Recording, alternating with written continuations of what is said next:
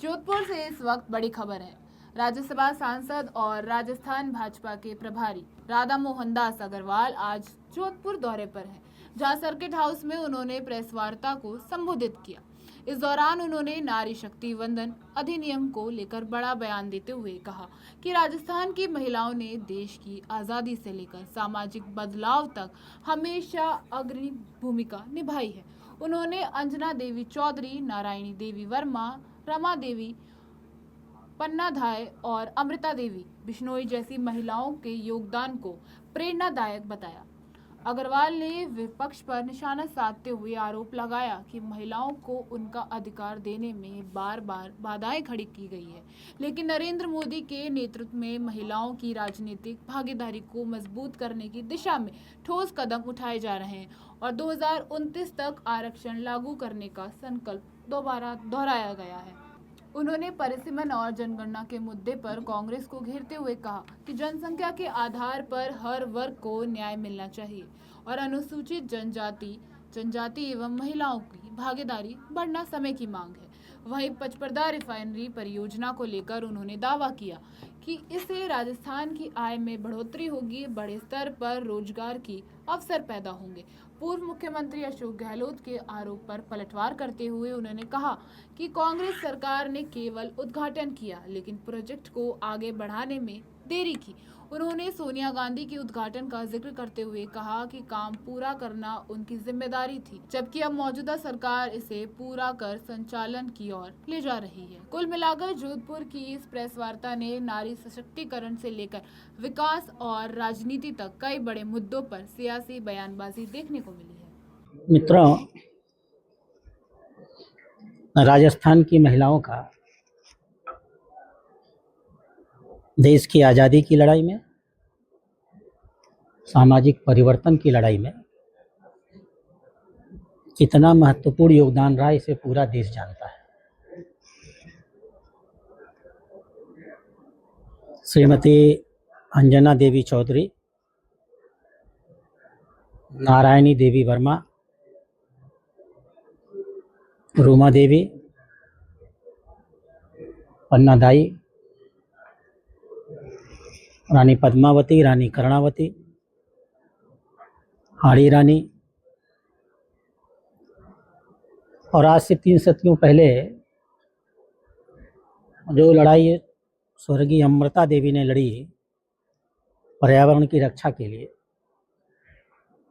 मैं राजनीतिक क्षेत्र की वर्तमान महिला नीतियों का नाम नहीं ले रहा हूँ। यह बताता है कि राजस्थान की महिलाएं इस देश में कितनी सशक्त भूमिका का निर्वहन कर चुकी हैं। ये सिर्फ राजस्थान की कहानी नहीं है, पूरे देश की यही कहानी है। ये देश का दुर्भाग्य था कि जब देश आज़ाद हुआ तो लोगों ने कह दिया कि कुछ परिवारों के द्वारा देश को आज़ादी दिलाई गई। यह कह दिया गया कि न जाने कितने भाइयों ने, न जाने कितने पतियों ने, न जाने कितने पिताओं ने इस देश की आज़ादी के लिए अपना बलिदान किया, जबकि सच था कि न जाने कितनी पत्नियों ने, न जाने कितनी बहनों ने और न जाने कितनी महिलाओं ने, जिनकी संख्या लाखों के बराबर थी, देश की आज़ादी लड़ाई लड़ी थी। और हमें इस बात का बहुत दुख है, जब महिलाओं को उनका हक देने का समय आता है तो अधिकांश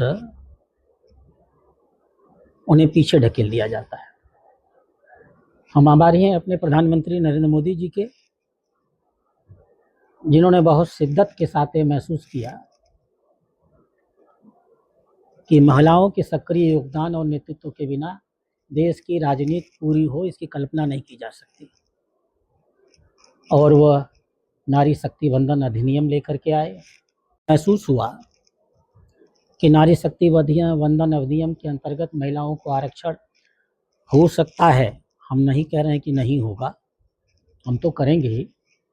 उन्हें लगा कि हो सकता है कि 2029 के चुनाव आते आते परिसीमन की प्रक्रिया पूरी न हो पाए। उन्होंने प्रयास किया विगत दिनों कि हम थोड़ा परिवर्तन करके 2026 के सेंसस पर निर्भर होने की जगह हमारे पास जो अंतिम सेंसस है हम उसके आधार पे परसीमन करा करके महिलाओं का आरक्षण जल्दी के जल्दी दे सकें। लेकिन यह दुखद और शर्मनाक था। पूरे देश की महिलाओं के साथ और राजस्थान की महिलाओं के साथ कांग्रेस के नेतृत्व में इन दलों ने बहुत बड़ा विश्वासघात किया है। यह अधिनियम जो पारित होना चाहिए था, हम बहुमत में हैं। दुर्भाग्य ये था कि यह बहुमत के आधार पे नहीं हो सकता था, यह 2/3 मत के आधार पे होता।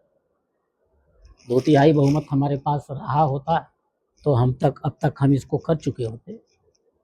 उन्होंने इसे पास नहीं होने दिया। मैं इन समस्त राजनीतिक दलों की घोर निंदा करता हूँ।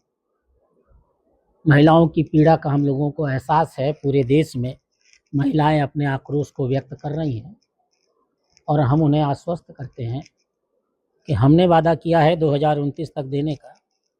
हम प्रयास करेंगे। एक प्रयास को धक्का लगाया है इन कांग्रेस की पार्टी के और उनके साथियों ने, लेकिन हम थकेंगे नहीं, हारेंगे नहीं और महिलाओं को उनका अधिकार देकर रहेंगे। जानना चाहते हैं? देखिए, ये एक सबसे बहुत बड़ी रिफाइनरी बनने जा रही है। 9 मिलियन मीट्रिक टन पर एनम का उत्पादन होगा। 80,000 करोड़ का निवेश हो रहा है।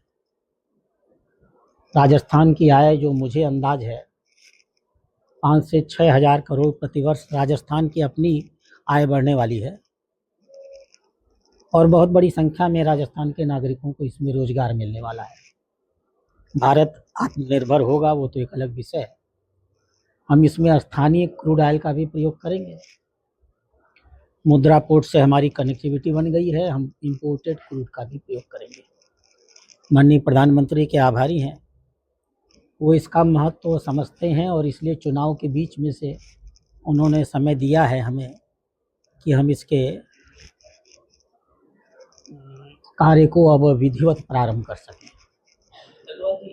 को लेकर कांग्रेस का कहना है कि ये एक बहाना था, वरना करना चाहते पूरा देश में कर सकते थे और परिसीमन बन जाए तरीके से परिसीमन के लिए ये बिल लेकर आए। एक सवाल। परिसीमन आयोग इस देश में पहली बार नहीं बन रहा है। 1952 में परिसीमन आयोग बना था, 1962 में बना था, 1972 में बना था। उस समय कांग्रेस की सरकारें थी। परिसीमन आयोग एक संवैधानिक व्यवस्था है। हर सेंसस के बाद परिसीमन होना ही संवैधानिक नियम है।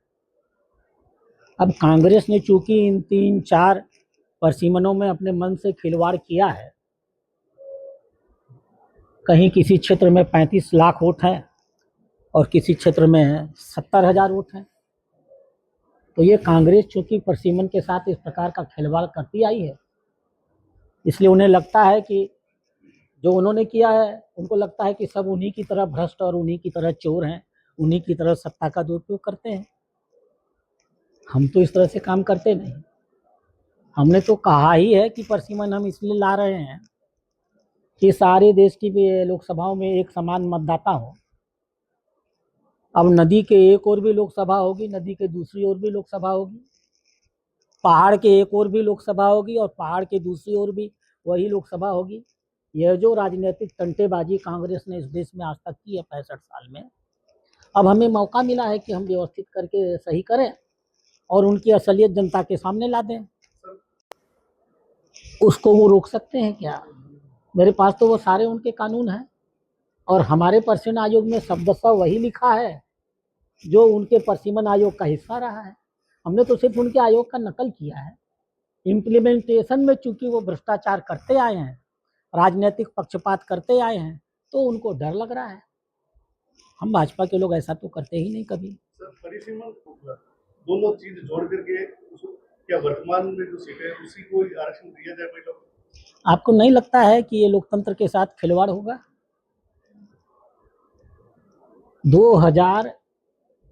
1976 को जनसंख्या फ्रीज कर दी गई। आज 2026 में उतनी ही जनसंख्या है।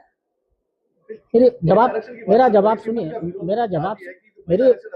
पहले आप जवाब सुनिए, तब आप फिर प्रश्न पूछिए, जवाब तो आने दीजिए। क्या आज उतनी ही जनसंख्या है? अगर इन दोनों जनसंख्याओं के बीच में शेड्यूल कास्ट और शेड्यूल ट्राइब की जनसंख्या बड़ी होगी तो क्या उनकी सीटें नहीं बढ़नी चाहिए? 1976 में उनके पास जितनी सीटें थी, 2026 में भी उनके पास उतनी ही सीटें होनी चाहिए। अगर उनके उस लॉजिक को मान लिया जाए तो 84 SC और 47 ST, अभी भी इतनी ही उनकी सीटें बनी रहेंगी। ये तो अन्याय होगा उनके साथ भी ना। कांग्रेस के लोगों से पूछिए कि उनको शेड्यूल कास्ट और शेड्यूल ट्राइब से इतनी घृणा क्यों है। वो क्यों नहीं चाहते हैं कि उनको बढ़ करके उनकी हिस्सेदारी, संविधान तो जनसंख्या के हिसाब से हिस्सेदारी देने की बात करता है ST ST को। हम दे रहे हैं, हमें कोई डर नहीं है। अगर 543 में महिलाओं का आरक्षण होगा तो 1/3 सीटें आएंगी। अगर 830 में होगा तो कितनी आएंगी? महिलाओं का नंबर इतना अधिक बढ़ करके सामने आएगा। वो क्यों डरे हुए हैं इस बात से? महिलाएं आगे आ जाएं, विशेष रूप से उनका तो कंसेप्ट बड़ा क्लियर है। उनकी महिला माने सोनिया गांधी, उनकी महिला माने प्रियंका गांधी। हमारी महिला माने भारत का हर महिला नागरिक। गांव में काम करने वाली महिला भी हमारी सांसद बनेगी, मजदूरी करने वाले भी सांसद बनेगी। उन्हें क्या परेशानी है इस बात की कि ST और SC समाज की सीटें बढ़ जाएं? उन्हें क्या परेशानी है कि महिलाएं बड़ी संख्या में आए और देश की राजनीति में प्रभावी हस्तक्षेप करें? उन्हें बताना चाहिए इस बात को। आज की जनसंख्या के आधार पर हम आरक्षण नहीं देंगे। 1976 की जनसंख्या के आधार पर आज से 50-60 साल पुरानी जनसंख्या पर आरक्षण देंगे। ये कौन सा तार्किक बात है और कौन समझदार आदमी इसको मान सकता है? यह तो एक छल हुआ आरक्षण के नाम पर। भारतीय जनता पार्टी इस प्रकार के छल में विश्वास नहीं करती है। हम उनकी संख्या के आधार पर उनको वास्तविक आरक्षण देंगे। सर, इस मेरा वाले ग्रुप में भी पत्र सामने आया कि महिलाओं को टारगेट किया जा रहा है, मुस्लिम बनाया जा रहा है। ये बड़ी चुनौती, इसको लेकर क्या कार्रवाई? देखिए, मैं इसे कॉर्पोरेट जिहाद का नाम नहीं दूंगा। ये एक आध दो जगहों पर जहां जहां कुछ लोग बैठे होते हैं वो इस प्रकार की गतिविधियां करते हैं, पहचाने जाते हैं, चिन्हित किए जाते हैं और दंडित किए जाते हैं। इसके लिए पूरे के पूरे एक तंत्र को ही हम कोसने का काम शुरू करें। कॉर्पोरेट्स ने इस देश को बहुत कुछ दिया है। अब इतने बड़े उनके स्वरूप में एक आध कोई निदा खान आ गया होगा, वो पकड़ा जाएगा और छाट करके फेंक दिया जाएगा। वो तो गड़ी जब चावल पकाती है तो एक एक दाना छाट के फेंकती है ना। उसके लिए चावल का खाना तो बंद नहीं हो सकता, खाना पड़ेगा। उसमें अंकड़ कंकड़ पत्थर जो घुसेंगे उनको निकाल के फेंकना पड़ेगा। सर, जो आपने कहा बिल के अंदर ओबीसी को भी आरक्षण देने का प्रावधान किया जाएगा, तो जिस तरीके से विपक्ष से सांसद हो गए उस दिन जो बहस होता था कि अगर ओबीसी के महिला को आरक्षण दिया होता तो हम इसका साथ देते। भारतीय जनता पार्टी तो 2014 में सत्ता में आई है। किसी ने उनको रोका था ओबीसी का आरक्षण देने के लिए? 1947 से लेकर के 2014 तक, 1947 से लेकर 2014 तक उनकी सरकारें हुआ करती थी। क्या उन्होंने ओबीसी का आरक्षण इस देश के ओबीसी को दिया?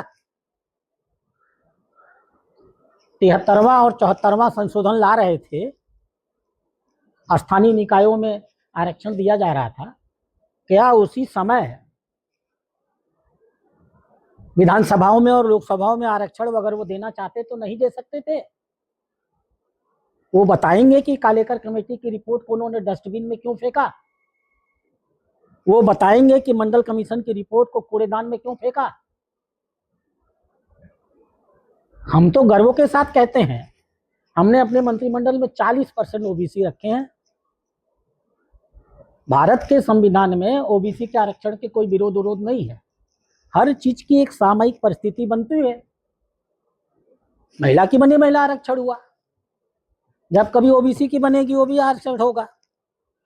लेकिन इसके नाम पर 2014 के बाद हम सरकार में आए और आप हमसे जबरन कहते हैं अरे तुम तो बताओ, तुम 65-68 सालों से कर क्या रहे थे? तुम्हारे मन में ओबीसी की इतनी पीड़ा थी तो जब 72, 92, 93 में लोकल स्थानीय निकाय में ला रहे थे तभी ला दिए होते ना। तो तुम्हारी तो मनसाई देने नहीं। सदन के अंदर ओबीसी के आरक्षण का सबसे प्रभावी विरोध अगर किसी ने किया है तो राजीव गांधी ने किया है।